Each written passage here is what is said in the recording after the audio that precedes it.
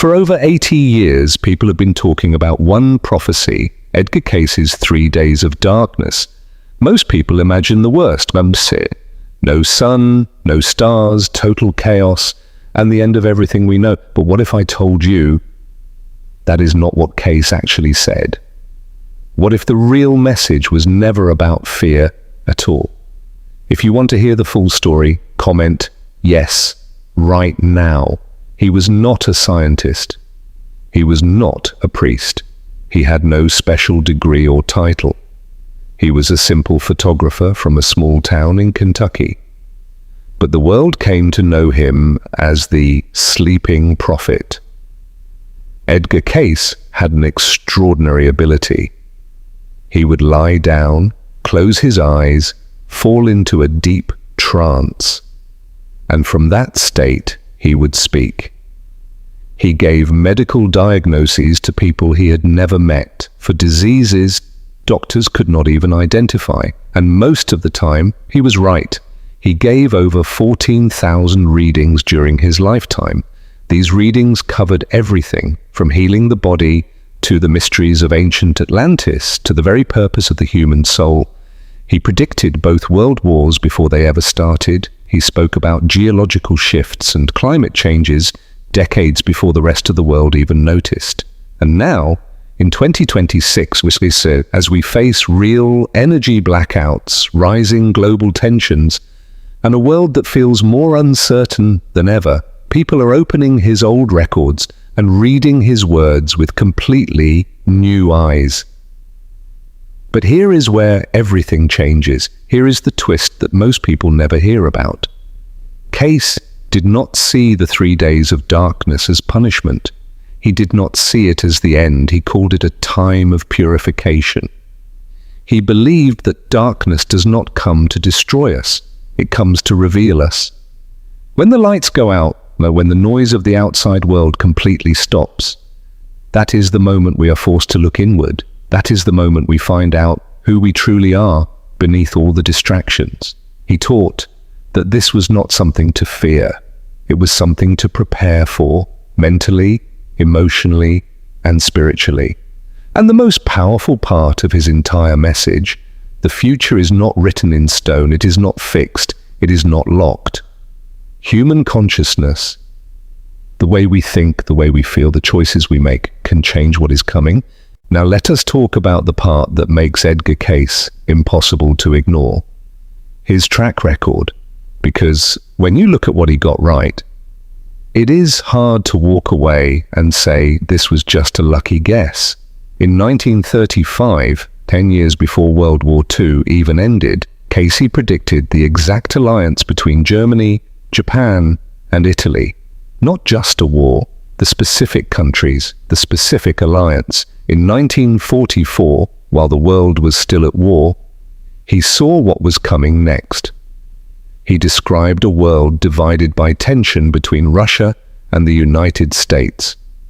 The world called it the Cold War. Cayce called it years before it began. Go back even further. Before the Wall Street crash of 1929, before the banks failed and the economy collapsed, Cayce warned that it was coming. People did not listen. Then it happened exactly as he said, and perhaps the most remarkable of all. In the 1940s, he spoke about melting ice at the poles and rising sea levels. He talked about the Earth's climate shifting in ways that would change everything. This was decades before climate change became a headline, decades before scientists were sounding the alarm. These were not vague predictions, these were specific, and they came true. But here is something even more important, and most people never talk about this part. Cayce was not always right.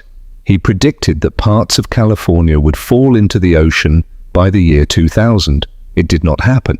He said Atlantis would fully rise from the sea in the late 1960s. It did not happen, and Cayce himself explained why. He said his readings were never meant to be perfect, because human free will exists, because people have the power to change direction. Because a prophecy is not a prison sentence, it is a warning. It shows you where you are headed if you do not change your path. That single idea changes everything about how we should look at what is coming. Now let us go deeper, because there is a reason this darkness lasts exactly 3 days, and it is not random. Across nearly every major spiritual tradition on earth, the number 3 represents transformation. It represents death and rebirth. It represents the moment when everything old falls away and something new begins. Jesus in the tomb, 3 days. Jonah inside the whale, 3 days. This pattern appears again and again across thousands of years of human history. Cayce saw this period of darkness in exactly the same way, not as an ending, as a crossing over. He said that during this time our illusions will fall away. The things we built our lives around, money, power, status, technology without soul, will no longer be able to hold us up. They will no longer be enough. And in that silence, in that stillness, we will have to face something we have been avoiding for a very long time, ourselves. So, how do you prepare for something like this? Forget the bunkers. Forget the stockpiles of canned food and generators.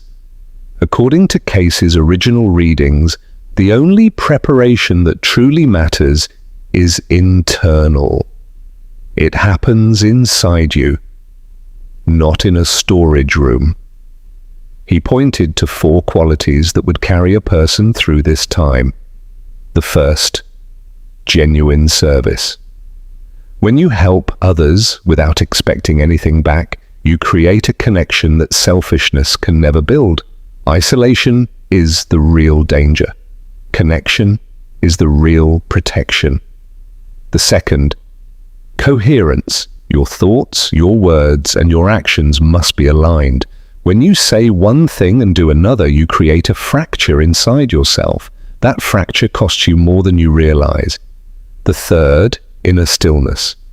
The ability to sit in silence without panic, to breathe, to pray, to meditate, to find a place inside yourself that the outside world cannot touch. Because if the outside world goes dark, that inner stillness becomes everything. The fourth, active forgiveness. This is not about letting people off the hook. This is about freeing yourself. Resentment and anger block your energy. Carrying old wounds into a time of transformation is like trying to run a race with heavy chains on your legs. Let it go. Not for them, for you. But Cayce did not end his story in the dark. He never ended anything in the dark, because after every night, no matter how long, there is always a morning. And Cayce saw that morning clearly. He called it the new order of the soul. Some know it as the age of Aquarius, a shift so deep, so complete, that the world on the other side of this darkness will look almost nothing like the world we live in today.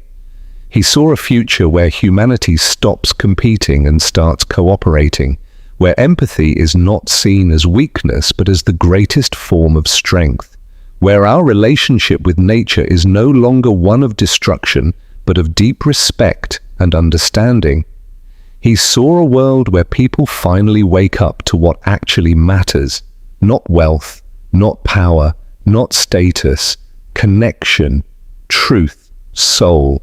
And in this new world, the leaders will look very different from the leaders we have today. They will not be the richest people in the room. They will not be the loudest. They will not be the ones with the most followers or the biggest titles. The leaders of this coming era will be the most authentic. They will be the people who did the hard work. Not the work you see on the outside, but the invisible work, the inner work, the work of sitting with their own pain, their own fear, their own shadow, and choosing to grow through it instead of running from it. These will be the people who can stand completely still when everything around them is falling apart. Who can speak the truth when lying would be easier? Who can choose love when anger feels more satisfying? These are the leaders the world is about to need, and the world is about to call for them. Now here is the part where I want to speak directly to you. Because this is not just a story about Edgar Cayce. This is not just a history lesson about old predictions. This is about you, right now. If your life feels heavy, if things feel uncertain, if it feels like you are moving through some kind of personal darkness, Cayce would not tell you to run from it. He would tell you that you are standing at a threshold. He would tell you that the darkness you are in right now is not your ending. It is your beginning, because darkness is not where potential dies. Darkness is where potential is buried, waiting for you to stop running, waiting for you to be still enough to find it. Every great story ever told has a moment of total darkness before the breakthrough. Every single one, and you are in yours. So what can you actually do starting today? It does not have to be dramatic. It does not have to be a complete life change overnight. It starts with one choice, then another, then another. Every single time you choose forgiveness over holding a grudge, you shift something. Every single time you choose to help someone without expecting anything back, you shift something. Every single time you choose to be honest when lying would be easier, you shift something. Every single time you choose to sit in stillness instead of drowning in distraction, you shift something. These are not small things. These are not weak things. These are the things that tilt the balance. Cayce believed, and the evidence of his life's work supports this, that human consciousness is not passive. It is not just watching the future happen. It is actively creating it. The 3 days of darkness is not just a prophecy about the world outside. It is a question about the world inside. Will you live in fear, or will you live in consciousness? Will you wait for the darkness to find you, or will you use the darkness to find yourself? That choice, that single choice, is available to you right now. Today, in this moment. And that is the real message Edgar Cayce left behind. Not a warning, not a threat, a reminder that you were never as powerless as the world made you believe, that the future is not written in stone, and that the light, the one that actually lasts, has always come from within. If this video made you think differently about what is coming and what is possible, then share it with someone who needs to hear it right now. Leave a comment below and tell me what part of this hit you the hardest. And if you want to go even deeper into Cayce's readings, his maps, his signs for 2026, hit that subscribe button, because we are just getting started. The next video goes even further. And trust me, you do not want to miss it.